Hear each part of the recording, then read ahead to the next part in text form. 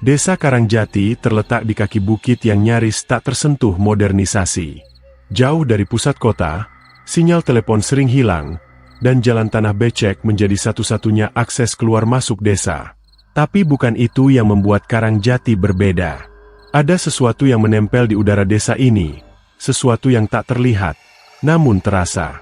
Seolah-olah desa ini sedang menyimpan sesuatu yang menakutkan. Ayu, gadis berusia 19 tahun, tinggal bersama bibinya, Burumi, di rumah kayu tua di pinggir desa. Sejak kedua orang tuanya meninggal dalam kecelakaan misterius saat ia masih kecil, Ayu dirawat oleh wanita setengah baya itu yang dikenal pendiam dan patuh pada adat. Ayu tumbuh menjadi gadis cantik, kulitnya bersih, wajahnya lembut, dan matanya teduh. Tapi di balik lembutannya, Ayu sering merasa ada yang mengawasinya. Ia tidak pernah tahu siapa atau apa. Malam-malam di Karangjati selalu sunyi. Tak ada suara tong-tong ronda, tak ada suara anjing menggonggong. Hanya jangkrik, angin, dan sesekali desiran seperti seseorang berbisik di balik dedaunan. Ayu sering terbangun tengah malam, merasa dingin yang menusuk, meski tubuhnya berselimut tebal. Kadang-kadang, ia merasa seperti sedang ditatap dari jendela. Tapi setiap kali menengok, tak ada siapapun di luar sana. Hanya bayangan hitam pepohonan yang menari di tiup angin. Beberapa hari terakhir, Ayu mulai memperhatikan hal-hal ganjil. Seorang wanita tua yang biasanya ramah, tiba-tiba menghindarinya. Anak-anak yang biasa bermain di halaman rumahnya kini berbalik badan saat melihatnya lewat. Bahkan, Pak Lurah yang biasa menyapanya di jalan kini, hanya menunduk sambil menggumam doa. "Bibik," tanya Ayu suatu sore saat membantu menyapu halaman. "Kenapa orang-orang menjauhiku akhir-akhir ini? Apa aku buat salah?" Burumi terdiam. Wajahnya pucat, dan matanya seperti menyimpan ketakutan yang dalam. "Gak ada apa-apa. Yu, kamu jangan tanya-tanya soal itu. Nanti kamu sendiri yang ketakutan." "Tapi..." "Sudah," potong Burumi dengan suara bergetar. "Kamu nggak usah ikut campur. Ada hal-hal yang lebih baik nggak kamu tahu." Ayu terdiam, tapi batinnya terus memberontak. 2 hari kemudian, Ayu melihat sesuatu yang benar-benar membuat darahnya membeku. Ia sedang berjalan pulang dari sungai saat matanya tertuju ke arah sebuah rumah kosong di ujung desa. Rumah itu dikenal sebagai rumah milik Mbok Rasti, seorang janda tua yang menghilang 7 tahun lalu tanpa jejak. Tapi sore itu, Ayu melihat pintunya terbuka. Dengan hati-hati, ia mendekat. Langkahnya pelan, napasnya menahan. Saat matanya mengintip ke celah pintu, ia melihat sesosok wanita berdiri di tengah ruangan. Rambutnya panjang menutupi wajah, tubuhnya kurus, dan kulitnya keabu-abuan seperti daging busuk. Yang lebih mengerikan, tubuhnya hanya terbalut kain putih tipis, penuh bercak darah dan bunga melati. Wanita itu memutar kepala, bukan tubuhnya, tapi hanya kepala, dan menatap Ayu dengan senyum miring yang menyeramkan. Bola matanya hitam sepenuhnya. Ayu menjerit dan lari secepat mungkin pulang ke rumah. Tapi saat ia ceritakan pada bibinya, Burumi hanya mematung, lalu menangis. Sudah dekat. Waktunya sudah dekat. Malam itu, Ayu demam tinggi. Tubuhnya panas seperti terbakar, tapi menggigil seperti diterpa angin dingin dari kuburan. Dalam tidurnya, ia bermimpi aneh. Ia berada di tengah sawah, telanjang, dikelilingi asap putih dan suara-suara yang berbisik dalam bahasa yang tak ia pahami. Di depannya berdiri sesosok makhluk tinggi besar. Wajahnya samar, tubuhnya berkilau seperti terbuat dari lendir. Makhluk itu mendekat, dan Ayu tak bisa bergerak. Ia terbangun dengan peluh membasahi tubuh. Jantungnya berdetak tak karuan. Tapi tubuhnya tiba-tiba terasa ringan, terlalu ringan. Saat melihat ke cermin, Ayu hampir tak percaya. Wajahnya tampak berbeda. Lebih pucat, tapi bersinar. Matanya tajam, menggoda. Ia seperti bukan dirinya sendiri. Dan di bawah ranjangnya, ia menemukan setangkai bunga melati segar, yang baunya menusuk hidung dan menyisakan rasa mual. 3 hari kemudian, para tetua desa datang ke rumah Ayu. Tanpa banyak bicara, mereka membawa sesajen, nasi kuning, darah ayam hitam, bunga 7 rupa. Mereka membentuk lingkaran di ruang tengah, dan Ayu dipaksa duduk di tengah. Bibinya menangis histeris, memeluk Ayu, tapi tak bisa melawan. "Kenapa? Kenapa aku?" teriak Ayu. Pak Lurah, yang biasanya ramah, kini wajahnya dingin dan kaku. "Karena kamu telah dipilih, Ayu. Kamu adalah pengantin selanjutnya. Ini tak bisa ditolak." "Apa maksudnya? Pengantin siapa?" Mereka tak menjawab, tapi dari mata mereka, Ayu tahu, ini bukan soal pernikahan biasa. Ini soal penyerahan. Dan ia bukan pengantin untuk manusia. Ayu menatap keluar jendela. Senja mulai turun. Langit berubah merah darah. Dan angin berdesir lembut, membawa bisikan samar. Malam Jumat sudah dekat. Sejak upacara aneh yang dilakukan para tetua desa, Ayu merasa hidupnya bukan lagi miliknya. Ia bangun setiap pagi dengan tubuh lemas, kepala berat, dan dada sesak seperti habis dicekik makhluk tak kasat mata. Bibinya, Bu Rumi, kini semakin pendiam. Ia hanya menatap Ayu dengan mata sembab, seperti menyimpan rahasia besar yang tak bisa diungkap. Pagi itu, saat sinar matahari masih remang dan embun belum sepenuhnya mengering dari dedaunan, Ayu terbangun dalam kondisi aneh. Tubuhnya hanya dibalut kain jarik lusuh, penuh bercak kuning dari bunga kenanga yang berjatuhan di sekitar ranjang. Wangi dupa menyengat masuk ke hidungnya, membuat perutnya mual. Dan yang paling mengerikan, ia tidak bisa mengingat apapun dari malam sebelumnya. Ia bangkit dengan gemetar. Langkahnya goyah. Saat melangkah ke cermin kayu di pojok kamar, Ayu tercekat. Di lehernya ada kalung janur kuning dengan liontin berbentuk mata. Matanya sendiri tampak berbeda. Lebih tajam, seperti milik seseorang yang pernah melihat kematian dari jarak sangat dekat. "Bibik!" seru Ayu panik. "Kenapa aku? Kenapa aku pakai ini?" Bu Rumi masuk dengan tergesa, membawa baskom air dan handuk basah.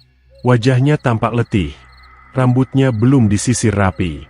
Ia tidak menjawab. Ia hanya duduk di tepi ranjang dan menunduk dalam-dalam. "Kamu nggak sakit?" gumamnya lirih. "Kamu terpilih." Apa maksud Bibik? Terpilih untuk apa? Bu Rumi menatap Ayu. Matanya merah, bibirnya bergetar. "Kamu terpilih sebagai pengantin." "Pengantin? Pengantin siapa?" "Bukan manusia, Yu." Suara Bu Rumi hampir seperti bisikan. "Tapi penunggu Karangjati. Dia yang menjaga desa ini dari kelaparan, dari penyakit, dari bencana. Dan setiap 7 tahun, dia butuh perempuan muda, suci, untuk menjadi pendampingnya. Pengantin malam Jumat." Tubuh Ayu melemas. Ia mundur hingga punggungnya menyentuh dinding kamar. Itu artinya aku akan dikorbankan." "Bukan mati," kata Bu Rumi cepat. "Tapi, diserahkan. Untuk semalam. Hanya 1 malam. Setelah itu kamu akan diberi berkah. Rejeki melimpah. Kecantikan abadi. Semua akan berubah." Ayu tak bisa bernapas. Dunia di sekelilingnya berputar. "Tapi aku nggak mau." "Kenapa harus aku? Kenapa bukan orang lain?" "Ada yang memilihmu, Yu, bukan manusia. Kalau kita menolak, seluruh desa bisa celaka. Dulu pernah ada yang kabur. 3 malam setelahnya, sawah terbakar sendiri, anak-anak mati kejang, dan perempuan itu ditemukan tergantung di pohon asem dengan perut robek." Ayu ingin berteriak, ingin lari, tapi tubuhnya gemetar, dan matanya mulai basah. Bibik tega? Bibik tahu semua ini, tapi diam saja. Bu Rumi menunduk. "Maafkan Bibik, Yu, ini bukan pilihan. Ini takdir yang diwariskan." Malam harinya, Ayu mengurung diri di kamar. Lampu minyak ia padamkan. Ia duduk di pojok ruangan, memeluk lutut, berdoa dalam hati agar semua ini hanya mimpi. Tapi suara dari luar rumah justru membuktikan sebaliknya. Gamelan, suara kendang pelan, irama lambat, mengalun dari kejauhan. Tak seperti gamelan biasa, bunyinya ganjil, terlalu pelan, terlalu menyeramkan. Iringan gamelan itu seperti nyanyian arwah, penuh nada lengking yang menembus telinga dan menusuk ke dalam jiwa. Dari balik jendela, Ayu melihat warga desa berkumpul di balai dusun. Mereka semua berpakaian hitam. Wajah-wajah mereka dingin, mata kosong, seperti orang-orang yang kehilangan harapan. Di tengah kerumunan, sesajen disusun rapi, nasi kuning, kepala ayam hitam, kemenyan, bunga melati, dan sepotong kain putih panjang. Tiba-tiba, pintu kamar Ayu diketuk pelan. Tok, tok, tok. 3 ketukan. Lalu diam. Ayu tak menjawab. Tok, tok, tok. Dengan tangan gemetar, ia membuka pintu. Di depannya berdiri seorang nenek tua. Tubuhnya bungkuk, rambutnya panjang dan kusut, matanya putih sepenuhnya. Ia memegang nampan kecil berisi segelas air, sebilah jarum perak, dan sehelai jarik tipis. Sudah saatnya, enduk, bisik sang nenek. Ayu menatap bibinya yang berdiri di belakang. Bu Rumi hanya mengangguk lirih, air mata berlinang. Dengan pasrah, Ayu mengikuti sang nenek keluar rumah. Perjalanan menuju lumbung tua di ujung desa dilakukan dalam diam. Ayu berjalan tanpa alas kaki, hanya dibalut jarik tipis berwarna putih. Warga desa mengiringi di belakang, membawa obor dan sesajen. Suasana mencekam. Angin malam berdesir pelan, tapi menusuk sampai tulang. Lumbung itu berdiri tua dan reyot, ditutupi ilalang tinggi. Tapi malam itu, tempat itu tampak berbeda.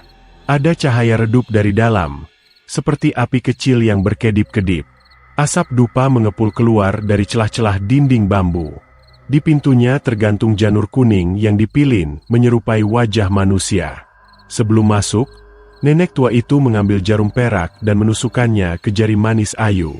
Setetes darah jatuh ke lantai. Lalu ia menggambar simbol aneh di kening Ayu dengan darah itu. Sekali kamu masuk, tidak boleh menoleh ke belakang, katanya. Kalau kamu dengar suara memanggil, jangan jawab. Kalau kamu merasa disentuh, jangan melawan. Ayu hanya bisa menelan ludah. Tak ada tempat untuk lari. Dengan langkah gontai, ia masuk ke dalam lumbung. Pintu ditutup rapat. Kunci diputar dari luar. Gelap, sunyi, dan hanya terdengar napasnya sendiri hingga suara itu datang. Desahan, pelan, lembut, mengalun seperti angin panas. Diikuti suara langkah pelan, seperti sesuatu berjalan di atas jerami. Ayu ingin menjerit, tapi suaranya tercekat di tenggorokan. Ia merasa ada sesuatu di belakangnya. Nafas hangat menyentuh tengkuknya. Lalu bisikan terdengar di telinganya. Pengantinku, sudah lama kutunggu. Lumbung tua itu sunyi, terlalu sunyi. Ayu berdiri kaku di tengah ruangan, hanya diterangi cahaya redup dari 4 batang lilin kecil di tiap sudut. Dinding kayu lapuk bergetar halus, seperti bernapas. Jerami kering menebar aroma apak dan debu, bercampur dengan bau menyengat kemenyan yang menyusup ke paru-paru Ayu. Keringat membasahi tubuhnya, meski udara malam begitu dingin. Jarik tipis yang membungkus tubuhnya terasa seperti tak ada. Ia merasa telanjang, bukan hanya secara fisik, tapi juga jiwanya. Seolah semua lapisan pelindung dalam dirinya dikuliti perlahan-lahan. Pengantinku, sudah lama kutunggu. Suara itu datang dari belakang. Dalam sekali, seolah berasal dari dalam tengkoraknya sendiri. Suara berat, serak, mengandung gairah dan kekuasaan yang tak manusiawi. Ayu ingin menoleh, ingin melihat siapa yang berbicara, tapi ia teringat pesan sang nenek. Jangan menoleh. Jangan melawan. Langkah itu kembali terdengar. Berat, seperti telapak besar menginjak lantai bambu. Setiap langkahnya menggema, mengguncang nadi Ayu. Udara di sekitarnya berubah, lebih panas, lebih lembab, seperti napas raksasa yang membelai kulitnya. Lalu sesuatu menyentuh punggungnya. Bukan tangan, bukan jari, tapi seperti daging hangat yang hidup, bergerak sendiri. Perlahan, menyusuri dari tengkuknya ke pinggang. Sentuhan itu tidak kasar, tapi membuat darah Ayu beku. "Aku akan membuatmu indah selamanya," bisik suara itu. "Tubuhmu akan kukenang, dagingmu akan kumiliki." Ayu menutup matanya. Ia menggigit bibir sampai hampir berdarah, menahan jerit yang hendak pecah dari dalam dadanya. Ia merasa seperti sedang ditelanjangi oleh bayangan, oleh makhluk yang tak kasat mata. Jarik di tubuhnya bergerak turun sendiri, seolah ditarik oleh tangan-tangan tak terlihat. "Tidak, ini mimpi, ini pasti mimpi," bisiknya, berharap ia akan bangun. Namun, tubuhnya sudah tak bisa diajak bicara. Ayu mulai merasakan desiran aneh menyusup ke seluruh tubuhnya. Rasanya seperti mati rasa, tapi juga menggoda. Seolah bagian dalam dirinya disentuh dari dimensi lain. Ia ingin melawan, tapi tubuhnya malah melunak, lemas tak berdaya. Tiba-tiba, suara itu berubah. Kini terdengar seperti ribuan suara. Laki-laki, perempuan, anak-anak, semuanya berdesis bersamaan di telinganya. Mereka memanggil namanya. "Ayu, Ayu, Ayu." Lalu terdengar suara jeritan panjang, perempuan, dari pojok ruangan. Ayu membuka mata, dan saat itu ia melihat sosok itu, setengah muncul dari kegelapan. Sosok setinggi 2 meter. Badannya seperti daging yang dibakar sebagian, dengan permukaan menggembung seperti luka melepuh. Kepalanya besar, dengan wajah tertutup rambut panjang basah, meneteskan darah dan nanah. Matanya tak ada, hanya rongga gelap dengan cacing menjulur keluar. Itu bukan manusia. Itu bukan hantu. Itu sesuatu yang lebih tua dari setan. Dan makhluk itu tersenyum padanya, lalu merangkak mendekat. Ayu ingin lari, tapi kakinya seperti ditanam ke lantai. Tangannya terangkat sendiri, seolah dikendalikan tali tak terlihat, dan tubuhnya berjalan mundur, menyambut makhluk itu, meski hatinya menjerit, menolak, menangis. Makhluk itu mengangkat satu tangannya yang besar dan hitam, dan menyentuh dada Ayu. Jantung Ayu hampir meledak. Dari ujung jari makhluk itu keluar benang hitam, seperti asap, masuk ke dada Ayu, dan ia mulai melihat sesuatu. Kilasan tubuh-tubuh perempuan. Mereka semua muda, cantik, namun wajahnya penuh penderitaan. Teriakan mereka tak bersuara, tapi penuh luka. Mereka seperti bayangan dari masa lalu. Mereka adalah pengantin sebelumnya. Satu persatu wajah itu muncul, lalu menghilang dalam semburan darah. Ayu menjerit. Suaranya menggema. Cahaya lilin padam serempak. Gelap total. Dan dalam gelap, tubuh Ayu terjatuh. Ia tak sadar berapa lama ia pingsan. Tapi saat ia membuka mata, ia sudah berada di ranjangnya.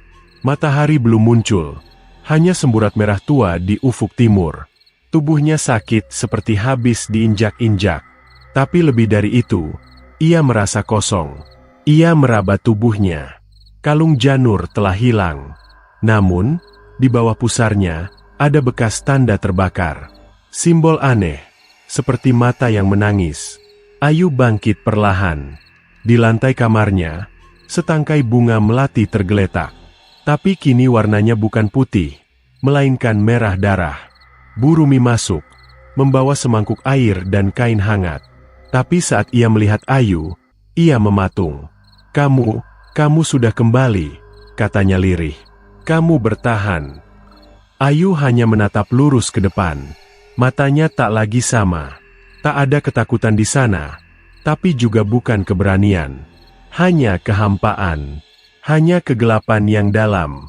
"Apa yang terjadi padaku, Bik?" tanyanya. Suaranya pelan namun menggema seperti suara orang lain. Burumi menunduk. "Kamu sudah menjadi pengantin. Kamu sudah disentuh. Mulai sekarang, kamu bukan manusia sepenuhnya lagi. Yu, ada bagian dari dia di dalammu." Ayu menggenggam bunga melati merah itu. Di dalam dirinya, ia bisa mendengar suara napas. Berat, dalam. Seolah makhluk itu belum pergi. Ia masih di sana, di dalamnya. Dan suara itu berbisik lagi di benaknya. Ini baru awalnya, pengantinku. Pagi itu, Ayu duduk di beranda rumah kayu peninggalan orang tuanya. Matanya menerawang jauh, menatap kabut tipis yang menggantung di atas persawahan. Burung-burung berkicau seperti biasa, ayam berkokok, dan bau tanah basah menyeruak setelah hujan semalam. Segalanya tampak normal, kecuali dirinya. Sesuatu dalam diri Ayu telah berubah. Tangannya gemetar saat menggenggam cangkir teh hangat. Bukan karena dingin, tapi karena sejak malam itu, ia tak bisa merasakan suhu. Dingin, panas, semuanya tumpul. Seolah tubuhnya hanya kulit kosong tanpa saraf. Kadang, saat menyentuh air, ia bahkan tak tahu apakah itu air atau darah. Semua terasa sama. Namun yang paling mengerikan bukan perubahan fisiknya, melainkan apa yang terjadi dalam pikirannya. Ia mulai mendengar suara. Bukan suara orang, bukan suara hewan, tapi bisikan-bisikan kecil yang menyusup ke otaknya saat ia sendirian. Ayu, lihat tubuh tetangga sebelah itu, berdaging segar. Kamu cantik sekarang, semua pria menoleh, kan? Gunakan itu. Kamu lapar, tapi bukan lapar nasi. Awalnya, Ayu menepis semua itu sebagai trauma, tapi makin hari, suara-suara itu makin keras, makin jelas. Seolah ada makhluk lain yang kini tinggal di tubuhnya, menumpang di dalam tulangnya, bersembunyi di balik sorot matanya.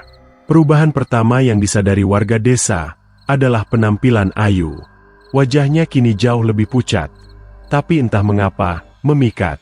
Seperti porselen tua. Kulitnya halus seperti terbuat dari lilin. Bibirnya lebih merah, matanya lebih tajam. Banyak pemuda desa mulai berani melirik, bahkan datang ke rumah untuk pura-pura membeli jamu atau titip beras. Suatu malam, Bu Rumi mengetuk pintu kamar Ayu dengan ragu. "Yu, Bibik mau bicara." Ayu membuka pintu perlahan, dan Bu Rumi langsung tersentak. Di bawah cahaya redup lampu minyak, wajah Ayu seperti bukan milik manusia.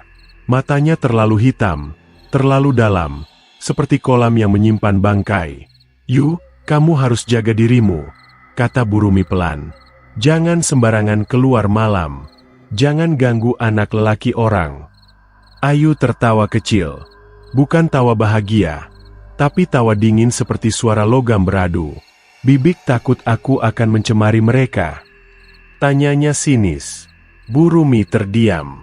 "Tidak, Bibik takut mereka yang akan membuatmu semakin dalam, semakin jauh dari manusia." Ayu mendekat. "Mereka yang datang ke rumah, Bibik. Mereka yang memandangi tubuhku seperti anjing kelaparan. Mungkin, mereka yang butuh diperingatkan." Suara Ayu berubah. Lebih dalam. Lebih berat. Bibik mundur ketakutan. "Ayu, kamu bukan Ayu lagi. Aku masih Ayu. Hanya saja, aku bukan milik manusia." Malam-malam berikutnya mulai aneh. Seekor kambing tetangga ditemukan mati dengan leher terkoyak. Darahnya habis, tapi tak ada jejak kaki binatang buas.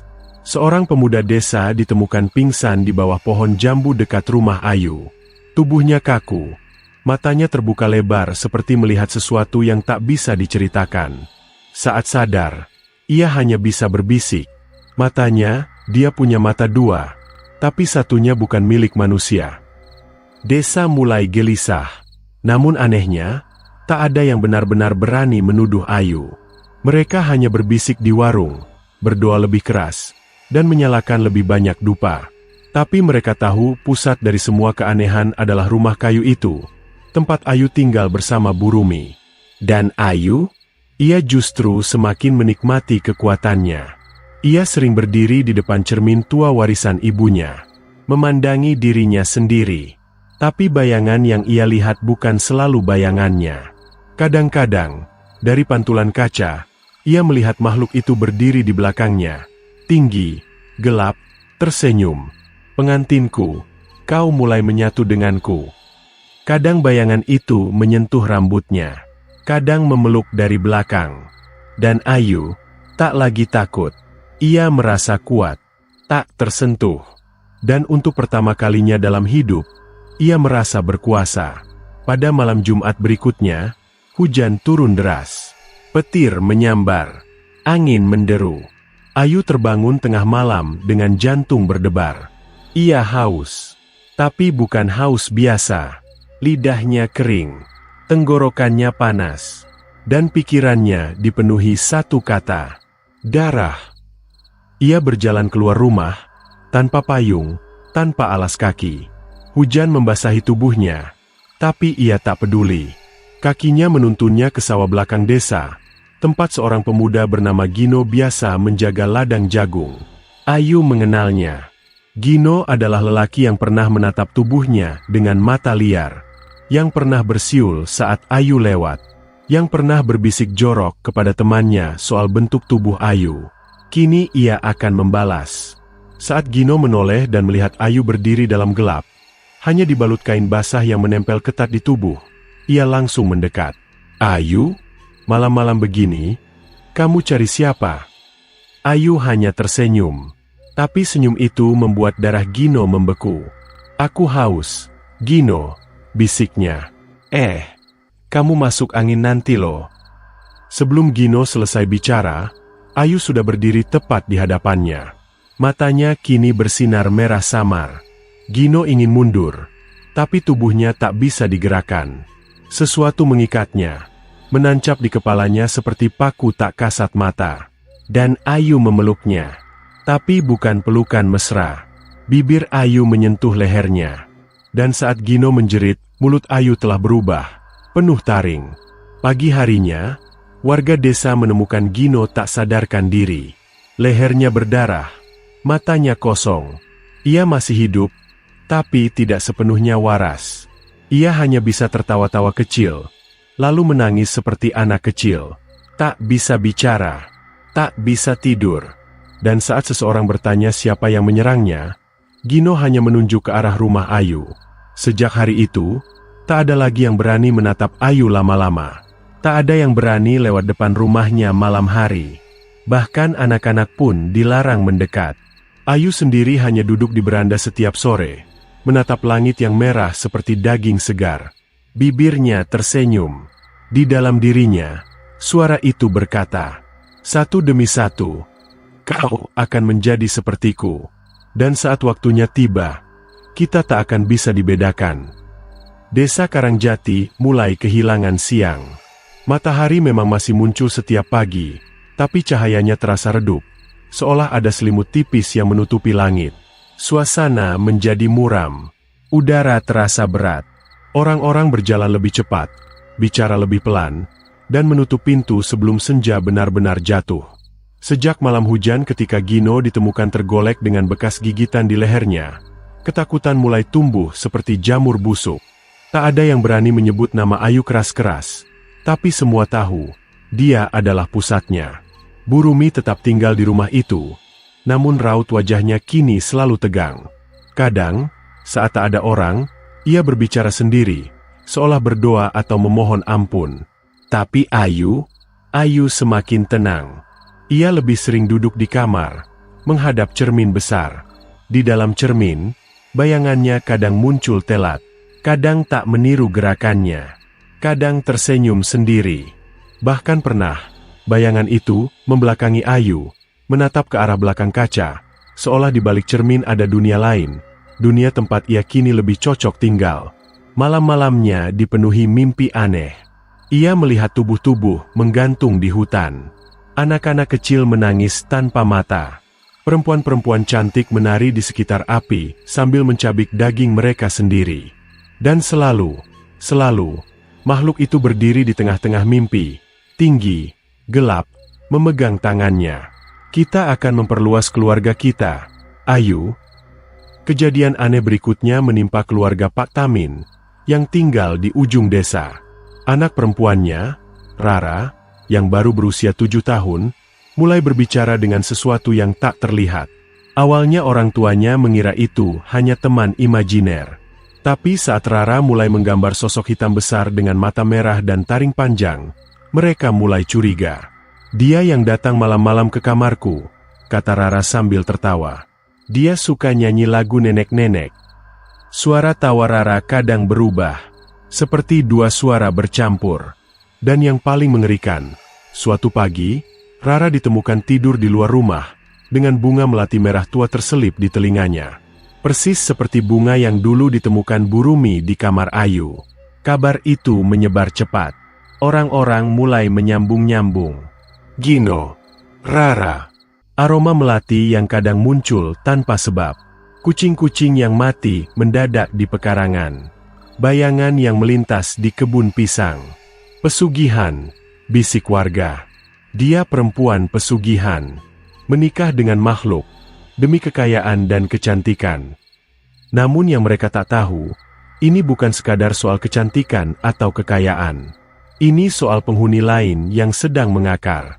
Di rumah, Ayu mulai merasakan perubahan lain. Kali ini, bukan pada dirinya, tapi pada lingkungan di sekitarnya. Cermin di kamar kadang meneteskan air. Bukan embun, tapi air hitam pekat, berbau amis. Lantai kamar sering bergetar pelan, seperti jantung yang berdetak dari bawah tanah. Bahkan dinding bambu sesekali memunculkan tangan-tangan kecil, seolah mencoba menembus masuk. Tapi Ayu tak lagi takut. Dia merasa, di rumah, dia merasa, menjadi pusat dunia. Suatu malam, Ayu berdiri di depan jendela. Ia melihat seorang perempuan muda yang baru pindah ke desa, Sari, berjalan tergesa-gesa pulang dari warung. Angin malam bertiup pelan. Ayu tak berkata apa-apa, hanya tersenyum. Namun angin itu bergerak, seperti hidup. Di tikungan jalan, Sari tiba-tiba berhenti. Ia merasakan seseorang memanggilnya, padahal jalan sepi. Siapa? Gumamnya.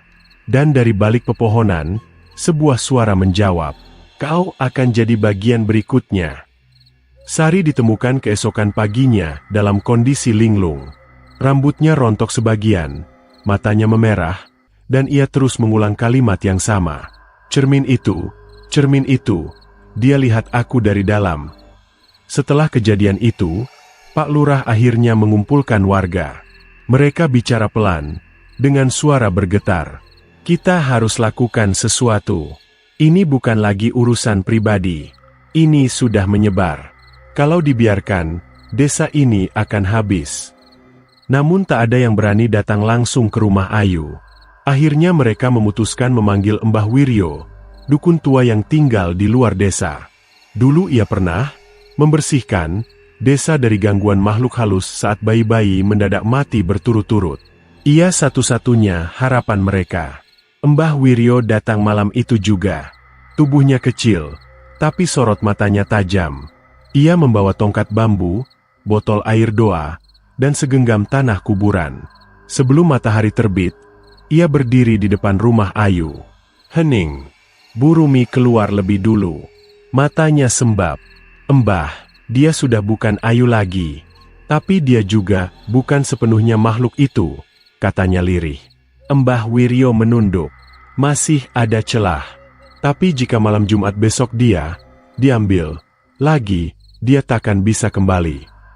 Lalu Mbah Wiryo membaca doa panjang. Ia menaburkan tanah kuburan di sekeliling rumah, dan menyisipkan beling di bawah tangga, sebagai penghalang makhluk gaib. Namun ketika ia selesai dan hendak pergi, terdengar suara dari dalam rumah. Suara tawa, panjang, dalam, seperti berasal dari perut bumi. Dan jendela kamar Ayu terbuka sendiri. Sebuah tangan muncul dari balik kegelapan, kurus, panjang, seperti ranting mati. Tangan itu memberikan bunga melati merah, dan sebuah pesan yang tertulis dengan darah. "Kalian bisa menahan tubuhnya, tapi tidak jiwanya. Ia milikku sekarang." Mbah Wiryo gemetar. Ia menggenggam botol doa lebih erat, dan mundur perlahan. "Kita hanya bisa bertahan sampai Jumat. Setelah itu, dia akan datang menjemput. Dan jika Ayu menyerah, seluruh desa akan jadi tumbalnya." Langit Karangjati berwarna kelabu sejak pagi. Matahari tak benar-benar terbit. Hanya cahaya pucat yang menyelinap di antara awan gelap seperti abu. Daun-daun kering beterbangan. Angin menderu pelan namun tajam, seperti ada bisikan di dalamnya. Hari itu adalah Kamis. Sehari sebelum malam yang ditakuti semua orang. Malam Jumat. Di rumah panggung yang sudah 2 minggu dikurung garis beling dan tanah kuburan, Ayu duduk diam di dekat jendela. Ia sudah tak bicara dengan siapapun. Bahkan dengan Bu Rumi sekalipun, ia hanya menjawab dengan anggukan kecil atau senyuman yang terlalu dingin untuk seorang gadis muda. Pagi itu, Ayu memandangi cermin. Di dalamnya, bayangannya tak lagi meniru geraknya. Sosok itu berdiri tegak, dengan mata merah menyala. Rambutnya panjang menyapu lantai. Di balik punggungnya, puluhan tangan kurus merayap, meronta, berusaha keluar.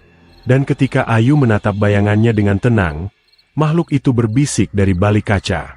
Malam ini, kita bersatu sepenuhnya. Ayu, kau akan jadi pengantin yang sempurna. Ayu mengangguk. Senyumnya mengembang. Perlahan. Sementara itu, di surau kecil desa, Mbah Wiryo bersimpuh di tikar pandan. Di sekelilingnya ada 5 lelaki tua yang sudah sepuh namun masih tangguh secara batin. Mereka semua membawa kendi kecil berisi air kembang dan seikat rambut manusia yang diambil dari pemakaman bayi, ritual pembersihan paling tua yang dikenal di desa. Ini bukan hanya pesugihan biasa, gumam Mbah Wiryo. Makhluk itu bukan jin, bukan setan, tapi sesuatu yang lebih tua. Ia hidup dari kontrak darah dan kesetiaan tubuh. Pak Lurah yang juga hadir menunduk. Kami hanya ingin Ayu kembali seperti dulu, Mbah. Biarpun miskin, asal jangan begini. Mbah Wiryo menatap tajam. Kalau malam ini dia diambil sepenuhnya, tak ada lagi yang bisa dikembalikan. Dan bukan hanya dia yang hilang. Desa ini akan jadi ladang tumbal. Di luar, suara burung gagak tiba-tiba terdengar keras. Padahal sudah lama Karangjati tak pernah kedatangan burung itu. Pertanda buruk. Menjelang senja, rumah Ayu mulai bergetar pelan. Cermin di kamarnya retak sedikit demi sedikit. Tapi bukan pecah keluar, melainkan pecah ke dalam. Seperti sesuatu dari dalamnya mendorong keluar. Ayu tak bergerak dari tempatnya. Ia sudah mengenakan kebaya putih. Rambutnya disanggul dengan tusuk emas milik almarhum neneknya. Tubuhnya seperti boneka pengantin mati. Wajahnya pucat, namun di matanya ada cahaya aneh, campuran ketakutan dan hasrat. Dari balik jendela, bayangan tinggi besar mulai muncul. Tak sepenuhnya nyata, seperti asap hitam yang menggumpal lalu memadat menjadi bentuk manusia. Tanpa wajah, hanya mata merah. Makhluk itu menempelkan tangan di kaca. Dan dari bibir Ayu yang kering, terdengar bisikan. Aku siap. Malam tiba. Desa senyap seperti liang kubur. Tak ada ayam berkokok. Tak ada jangkrik. Tak ada anjing menggonggong. Angin seakan menahan napas. Bulan purnama tersembunyi di balik awan hitam tebal. Lalu, dentang gamelan terdengar dari arah rumah Ayu. Namun tak ada yang bermain gamelan. Suara itu keluar begitu saja, seolah dari alam lain. Nada-nadanya pelan tapi menggema, membawa hawa dingin dan rasa takut yang menusuk tulang. Di surau, Mbah Wiryo berdiri mendadak. Sudah dimulai. Kita tak bisa menunggu lagi. Ia dan para sesepuh bergegas menuju rumah Ayu. Di tangan mereka tergenggam dupa, air doa, dan daun sirih bercampur darah ayam hitam. Mereka tahu, ini bukan lagi soal menyelamatkan Ayu, tapi menyelamatkan semua orang dari kemarahan makhluk yang mengklaimnya. Sesampainya di rumah, mereka menemukan garis beling yang tadi diletakkan sudah terangkat. Beling-beling itu melayang, menempel di langit-langit seperti serangga mati. Di halaman, bunga melati merah tumbuh liar dari tanah kering, mekar serempak seperti tertawa. Mbah Wiryo menatap cermin di ruang depan. Cermin itu sudah dipenuhi retakan, dan dari retakan itu, mata-mata kecil mengintip keluar. Mata-mata yang tak berkedip. Cepat, bakar dupa, teriak Mbah Wiryo. Mereka mulai membaca doa-doa kuno, bukan dari kitab, tapi dari ingatan leluhur. Doa dalam bahasa tua yang hanya diketahui para dukun warisan zaman kerajaan. Namun di lantai atas, suara Ayu menggema. Kalian terlambat. Dan kemudian ia turun perlahan dari tangga. Kebaya putihnya kini penuh bercak darah di bagian bawah, seolah ia baru saja melahirkan dari rahim bumi. Matanya hitam legam, Tak ada putihnya. Di belakangnya, bayangan besar mengikuti, perlahan-lahan menempel di tubuhnya seperti kabut hitam yang mencintai mangsanya. Dia sudah menjadi aku, bisik Ayu. Tiba-tiba, salah satu sesepuh menjerit dan terlempar ke dinding. Tubuhnya terbakar dari dalam. Darahnya mendidih dan meledak keluar dari mata. Satu lagi berlari, tapi tangannya membusuk dalam hitungan detik. Makhluk itu tertawa, bukan dengan mulut, tapi dengan gema dalam kepala semua orang. Siapa yang mengganggu malam pengantin kami, akan jadi sajian pernikahan. Mbah Wiryo menggenggam sirih bercampur darah dan menyumpalkan ke mulutnya sendiri, lalu meludahkan ke arah Ayu. Tiba-tiba Ayu menjerit. Tubuhnya melengkung, seperti dililit ular tak kasat mata. Bayangan hitam yang tadi menempel, mendadak menarik dirinya dari tubuh Ayu, menyeret ke sudut rumah, berteriak dalam bahasa yang tak dikenali siapapun. Mbah Wiryo cepat-cepat membuat lingkaran pelindung di lantai dengan tanah kuburan. Ayu, kau masih bisa melawan. Ingat siapa kau sebelum malam pertama itu, teriaknya. Ayu gemetar. Mata hitamnya mulai meneteskan darah. Dari mulutnya keluar suara dua nada. Satu seperti suara gadis muda, satu lagi suara makhluk tua berkarat. Aku tak mau kembali. Tapi aku juga tak ingin melihat kalian mati. Ayu menangis. Lalu tiba-tiba, dari luar rumah, suara adzan berkumandang. Bukan dari surau, tapi dari langit. Suara adzan itu menggema seperti petir, menyayat telinga makhluk itu. Bayangan hitam meronta. Cermin meledak. Pecah berkeping. Rumah bergetar hebat. Ayu jatuh pingsan. Kebaya putihnya berubah menjadi abu. Makhluk itu lenyap. Untuk sementara. Malam itu, rumah Ayu disegel. Ayu dibawa ke surau dan dirawat. Ia belum bangun. Tapi napasnya masih ada. Wajahnya kembali pucat seperti dulu. Tapi mata merah itu masih tertinggal samar di kelopaknya. Mbah Wiryo duduk di sampingnya. Matanya lelah, tapi tetap waspada. Belum selesai, bisiknya pelan. Malam Jumat berikutnya akan datang. Dan saat itu, dia mungkin tak datang sendiri. Sudah 3 hari sejak malam Jumat berdarah itu, dan Ayu belum juga bangun dari tidurnya. Tubuhnya lemas, wajahnya pucat, dan matanya masih terpejam rapat seperti disegel oleh sesuatu yang tak terlihat. Di surau tempat ia dirawat, para warga mulai khawatir. Sebagian berbisik bahwa Ayu sudah bukan manusia lagi. Sebagian lainnya hanya berani berdoa dari kejauhan. Mbah Wiryo menjaga Ayu siang dan malam. Ia tahu, tubuh Ayu memang ada di sini, tapi jiwanya mungkin tidak. Ada yang belum selesai, gumam Mbah Wiryo. Dia belum kembali sepenuhnya. Malam itu, ketika semua tertidur, langit mendung kembali menggantung. Angin yang sebelumnya tenang mulai menderu, menelusup ke celah-celah jendela surau. Lampu minyak berkedip lemah, lalu padam satu persatu. Dan di antara gelap yang perlahan menelan ruangan, cermin kecil di sudut ruangan mulai bergetar pelan. Cermin itu tak pernah dipasang oleh siapapun. Namun kini, ia ada di sana, berbingkai emas tua, dengan permukaan yang memantulkan kabut. Dari dalam cermin itu, terdengar suara gamelan. Ting, ting, ting, ting. Pelan, tapi jelas. Seperti pesta yang jauh, tapi mendekat setiap detiknya. Sementara itu, dalam gelapnya alam bawah sadar, Ayu berdiri di sebuah ruangan luas yang tak ia kenali. Lantainya seperti kaca, namun dingin dan terasa seperti daging. Dinding-dindingnya dihiasi kain merah darah yang menjuntai seperti usus tergantung. Dan di tengah ruangan itu, berdiri cermin raksasa, tingginya hampir 10 meter, berkilauan seperti genangan air malam hari.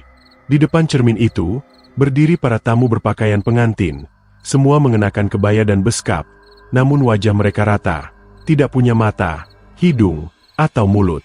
Hanya kulit putih bersih, tanpa identitas. Mereka berdansa dalam diam, kaki mereka tak menyentuh lantai. Di tengah mereka, Ayu melihat dirinya sendiri. Namun bukan ia yang kini sedang pingsan di surau. Sosok itu lebih cantik, lebih tinggi, dan senyumannya terlalu lebar untuk ukuran wajah manusia. Bibirnya merah darah. Tangannya memegang cermin kecil dan terus menyisir rambutnya dengan sisir dari tulang. "Aku adalah kau, yang paling dicintai para makhluk lama," kata sosok itu, lirih, mendekat. "Ayu mundur." "Aku bukan kau," desis Ayu. "Aku bukan pengantin kalian." Makhluk itu tertawa.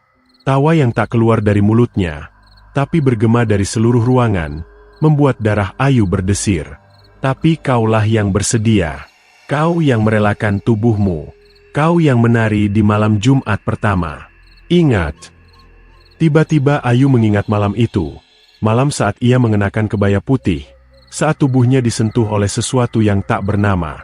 Suara gamelan, cermin yang berkilat, dan rasa hangat yang berubah menjadi dingin menjerat. Tangannya gemetar. "Lepaskan aku," katanya. Namun tangan-tangan dari balik lantai kaca muncul. Tangan-tangan kurus dengan kuku panjang merayap, meraih kakinya, pinggangnya, dan menarik perlahan. Ayu menjerit. Sosok dirinya yang palsu hanya tersenyum, lalu masuk ke dalam cermin raksasa dan menghilang. Di dunia nyata, tubuh Ayu tiba-tiba terangkat dari tikar. Mbah Wiryo terbangun dan melihatnya melayang beberapa senti di atas lantai. Mulut Ayu terbuka. Tapi bukan suara manusia yang keluar, melainkan nyanyian dalam bahasa yang sudah lama punah. Rama-rama, tangis pengantin. Langkah 1, tumbal 2, cermin pesta, darah jamuan. Cermin kecil di sudut ruangan pecah, namun dari pecahan itu keluar kabut hitam pekat yang membentuk wajah Ayu, versi dirinya yang menyeramkan. "Aku ingin pulang," teriak Ayu dari dalam tubuh itu. Mbah Wiryo cepat-cepat mengayunkan air doa ke arah kabut. Namun tak cukup kuat. Kabut itu melayang, menghantam dinding, dan membuat retakan besar. Lalu tiba-tiba dari balik retakan itu, muncul cermin lain, lebih besar, lebih tua, seperti portal. Dan dari dalam cermin itu, pesta dimulai. Puluhan makhluk bermata merah keluar satu persatu. Tubuh mereka tinggi, kurus, dan mengenakan pakaian pernikahan usang. Di tangan mereka ada alat musik, kendang dari kulit manusia, gong yang dipenuhi darah, dan saron berkarat. Mereka memainkan gamelan. Lagu itu membangunkan roh-roh lama yang tertidur di karang jati. Di pemakaman desa, liang-liang kubur mulai terbuka sedikit demi sedikit. Tulang-tulang menggeliat. Suara-suara mengerang dari dalam tanah. Pesta di balik cermin kini menyerbu dunia nyata. Pak Lurah dan warga yang mendengar suara aneh di surau segera datang membawa obor dan kitab suci. Namun begitu mereka membuka pintu, semua cahaya padam, dan yang terlihat hanyalah lantai surau yang kini menjadi cermin. Di atasnya, Ayu masih melayang, matanya membelalak, menangis darah. "Bantu aku! Tolong aku!" jerit Ayu. Suaranya menggema ke segala arah. Pak Lurah maju, tapi tubuhnya ditarik ke dalam bayangan. Salah satu makhluk pengantin menangkapnya, menyanyikan lagu pernikahan yang tak beraturan sambil mencungkil matanya. Mbah Wiryo berteriak, "Cepat! Lingkaran pengusiran! Bacakan ayat-ayat kuno. Kita hanya punya satu malam." Satu persatu warga berpegangan tangan, membentuk lingkaran. Mereka membaca doa dengan suara gemetar, tapi penuh harap. Ayu menangis makin keras. Tubuhnya mulai terbakar dari dalam, seolah cermin mencoba menghapus dirinya. Makhluk-makhluk pesta mencoba masuk, namun semakin doa dibaca, cermin-cermin itu mulai retak. Satu makhluk mencoba berteriak, namun suaranya lenyap dalam asap. Satu demi satu, tamu-tamu pesta menghilang. Akhirnya, dengan jeritan panjang, cermin raksasa itu pecah. Dan seluruh makhluk yang keluar darinya tersedot kembali ke dalam, seperti pusara neraka menelan undangan yang tak diinginkan. Tubuh Ayu jatuh, tak bergerak. Pagi menjelang. Surau porak-poranda. Lantai penuh retakan. Tapi Ayu terbaring di tengahnya. Matanya terbuka, menangis dalam diam. Ia sudah sadar. Namun luka di tubuh dan jiwanya mungkin akan menetap selamanya. Mbah Wiryo mendekat. "Pestanya belum selesai, Enduk," katanya pelan. "Masih ada satu malam Jumat lagi. Malam puncak. Malam di mana mereka akan menjemputmu sebagai mempelai ratu. Ayu menatap langit-langit, hening, lalu bergumam lirih. Kalau memang harus begitu, biar aku yang mengakhiri pesta itu. Malam Jumat tiba dengan kabut tebal yang menyelimuti Karangjati. Angin dingin merayap di antara pepohonan, membawa bau tanah basah dan sesuatu yang lebih busuk, sesuatu yang tak bisa dijelaskan oleh akal manusia. Di surau, Ayu duduk terpaku. Wajahnya yang dulu lembut kini dipenuhi bayangan gelap. Tubuhnya sudah lemah, tapi matanya menyala penuh tekad. Di sampingnya, Mbah Wiryo memegang segenggam doa dan beberapa daun sirih bercampur darah ayam hitam. Malam ini adalah malam terakhir yang menentukan. Ini malam puncak, ujar Mbah Wiryo dengan suara berat. Kalau kau benar-benar ingin mengakhiri semuanya, kau harus siap menghadapi apapun. Mereka tak akan menyerah. Ayu mengangguk pelan. Rasa dingin di tulang belakangnya seperti semakin menjadi. Namun ada juga kekuatan yang baru tumbuh dari dalam dirinya. Kekuatan yang berasal dari luka, rasa sakit, dan keputusasaan. Di luar surau, desa terasa mati. Tak ada suara binatang, tak ada cahaya dari rumah-rumah. Semua jendela tertutup rapat, dan hanya satu cahaya kecil yang menerangi jalan menuju surau, obor yang dibawa para sesepuh desa, yang kali ini tidak hanya membawa doa, tapi juga persiapan terakhir untuk ritual pembersihan. Tiba-tiba, dari kejauhan, terdengar suara gamelan yang samar, mengalun pelan namun jelas. Suara yang sudah menghantui desa selama 2 minggu terakhir. Suara yang kini semakin mendekat. Para sesepuh mengeraskan suara doa mereka, membentuk lingkaran pelindung di sekitar surau. Tapi Ayu tahu, malam ini bukan hanya tentang doa dan pelindung biasa. Malam ini adalah tentang menghadapi makhluk dari balik cermin itu. Makhluk yang sudah menanti lama untuk mengikatnya sebagai pengantin. Di dalam surau, Ayu mulai mengucapkan doa-doa yang diajarkan Mbah Wiryo. Suaranya gemetar, tapi tetap tegas. Tiba-tiba, tubuhnya mulai bergetar hebat. Seolah ada sesuatu yang mencoba masuk dan sesuatu yang lain yang mencoba keluar dari dalam dirinya. Tiba-tiba, cermin kecil yang selama ini berada di sudut ruangan mulai berkilat. Permukaannya bergerak seperti air. Dari dalamnya, muncul bayangan gelap yang perlahan berubah bentuk menjadi sosok wanita cantik berpakaian kebaya putih, tetapi dengan mata merah menyala dan senyum yang penuh nafsu dan kebencian. Pengantin malam Jumat, bisik makhluk itu dengan suara yang menggoda namun mengerikan. Sudah saatnya kau menjadi milikku. Ayu membalas dengan suara penuh keberanian. Aku bukan milikmu. Aku akan mengakhiri semua ini. Perlahan, bayangan itu melangkah keluar dari cermin, menembus ruang dan waktu. Makhluk itu mengeluarkan tawa mengerikan, yang bergema di seluruh ruangan dan masuk ke tulang setiap orang di desa. Tiba-tiba, langit di luar surau terbuka. Bintang-bintang menghilang, dan hanya ada kegelapan pekat yang berputar seperti pusaran. Dari pusaran itu, muncullah ribuan tangan hitam dengan kuku tajam, mencoba meraih setiap orang di desa. Suara tangisan dan jeritan memenuhi udara. Warga yang berada di luar surau ketakutan, berusaha melarikan diri namun terperangkap dalam kegelapan yang melilit erat. Mbah Wiryo mengangkat tongkat keramatnya dan mulai melantunkan mantra yang sudah diwariskan turun-temurun. Cahaya putih memancar dari ujung tongkat, menembus kegelapan yang menyelimuti desa. Suara mantra bergema, menembus pusaran kegelapan. Namun makhluk dari cermin tak gentar. Ia melangkah lebih dekat ke Ayu, mencengkeram bahunya dengan tangan dingin seperti es. Aku akan mengambilmu, pengantin malam Jumat. Kita akan bersama selamanya dalam kegelapan ini. Ayu merasakan sentuhan itu menusuk hingga ke tulang, tapi ia menggenggam erat doa-doa dan kekuatan yang tersisa dalam dirinya. Dengan suara yang penuh perjuangan, ia berteriak, "Pergi! Aku menolak ikatan ini." Saat teriakan itu menggema, seluruh surau gemetar. Cermin besar di sudut ruangan pecah berkeping-keping, dan dari pecahan itu muncul cahaya putih yang menyilaukan. Cahaya itu merembes ke seluruh sudut ruangan, menyapu kegelapan dan makhluk-makhluk gelap yang mencoba mendekat. Makhluk dari cermin menjerit kesakitan, tubuhnya mulai menghilang. Suara tawa mengerikannya berubah menjadi ratapan pilu. Namun, Sebelum ia lenyap sepenuhnya, sosok itu menatap Ayu dengan tatapan penuh dendam. Kau menang malam ini, tapi ingat pesta ini belum berakhir. Suatu saat, aku akan kembali. Lalu makhluk itu menghilang dalam semburan asap hitam. Desa Karangjati perlahan kembali tenang. Kabut mulai menipis, dan suara burung malam terdengar kembali. Warga yang selamat keluar dari persembunyian, menangis dan berpelukan. Mereka tahu, malam itu mereka nyaris kehilangan segalanya.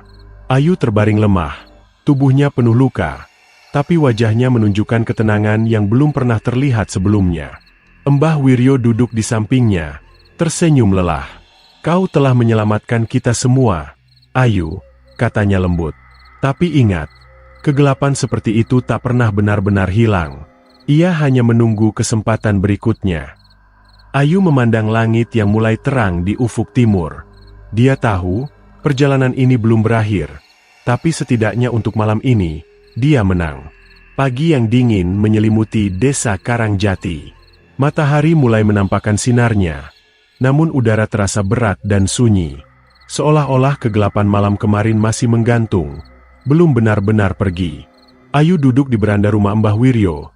Tubuhnya masih lemah, tapi matanya tajam menatap ke kejauhan, ke arah hutan gelap yang menjadi sumber segala misteri itu. Dia tahu, malam puncak sudah berlalu, tapi bayangan pesta neraka itu masih membekas di pikirannya. Setiap detik yang lewat, ia merasa seolah ada sesuatu yang mengintai, menunggu saat yang tepat untuk kembali mengoyak nyawanya. Mbah Wiryo datang membawa secangkir teh hangat. Kau sudah kuat? Tanyanya pelan. Ayu mengangguk. Aku harus kuat. Mereka mungkin pergi, tapi aku yakin, mereka tidak benar-benar hilang. Betul, jawab Mbah Wiryo sambil duduk.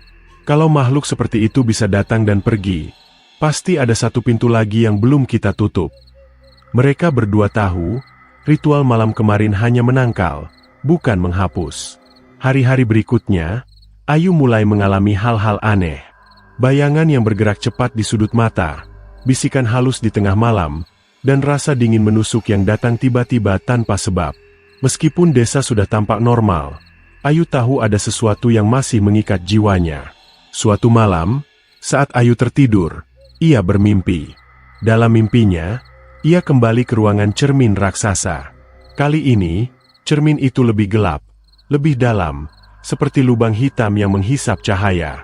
Sosok pengantin itu muncul lagi. Tapi kali ini tanpa wajah, hanya tubuh kosong yang menggeliat seperti asap hitam. Aku masih menunggumu. Suara itu bergema lembut, namun mengancam. Pesta belum selesai. Ayu terbangun dengan napas tersengal. Ia tahu ini bukan hanya mimpi biasa, tapi peringatan dari sesuatu yang tak bisa dilawannya sendirian. Keesokan harinya, Ayu menemui Pak Lurah dan para sesepuh desa. Ia meminta mereka mengadakan ritual terakhir. Ritual untuk menutup pintu gaib itu secara permanen. Mereka semua setuju, meski ketakutan tetap terlihat jelas di wajah mereka. Malam itu, di tempat yang dulu menjadi arena pesta neraka, mereka berkumpul. Mbah Wiryo memimpin doa, mengucapkan mantra-mantra kuno dengan suara lantang. Warga desa membawa sesajen, bunga, dupa, dan darah ayam hitam, untuk mengusir sisa-sisa kegelapan yang masih tersisa. Tiba-tiba, angin kencang berhembus. Cahaya lilin berkedip tak tentu arah, dan suhu udara turun drastis. Semua merasakan kehadiran sesuatu yang besar, sesuatu yang tidak terlihat namun sangat kuat.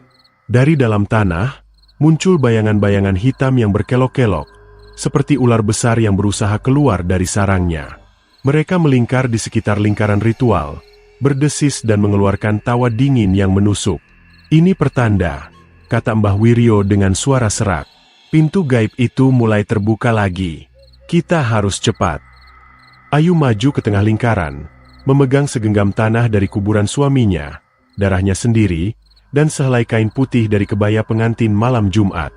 Dengan suara gemetar tapi penuh tekad, Ayu mulai membaca doa penutup yang diajarkan Mbah Wiryo. Seketika, suara gamelan terdengar lagi, lebih keras dan mengerikan dari sebelumnya. Makhluk tanpa wajah mulai muncul, mencoba menerobos lingkaran suci. Ayu merasakan tangan dingin menyentuh tubuhnya, menariknya ke dalam bayangan gelap. Namun, kali ini Ayu tidak sendirian. Para warga desa bersatu, melantunkan doa bersama, memegang tangan satu sama lain, memperkuat lingkaran pelindung. Tangan-tangan gelap itu berusaha membubung, menjerit marah, namun perlahan-lahan sirna, tertarik kembali ke dalam tanah. Satu demi satu, bayangan menghilang. Namun di ujung ritual, Ayu terpaku. Dari balik bayangan terakhir, muncul sosok yang paling menakutkan, pengantin tanpa wajah, yang kini memandangnya dengan tatapan kosong namun penuh kemarahan. Ayu menatapnya langsung, menahan rasa takut.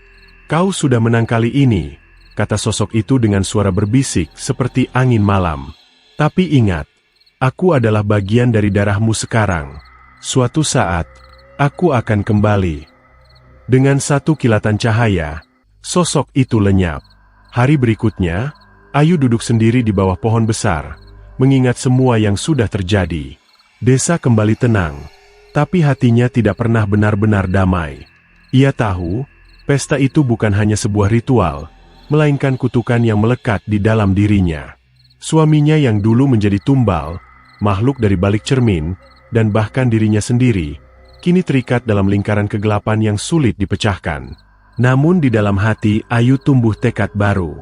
Ia tak akan membiarkan kegelapan itu menelan hidupnya atau orang-orang yang ia cintai. Dengan napas panjang, ia berdiri dan berjalan ke arah desa, siap untuk menjalani hari-hari berikutnya dengan keberanian yang tak tergoyahkan.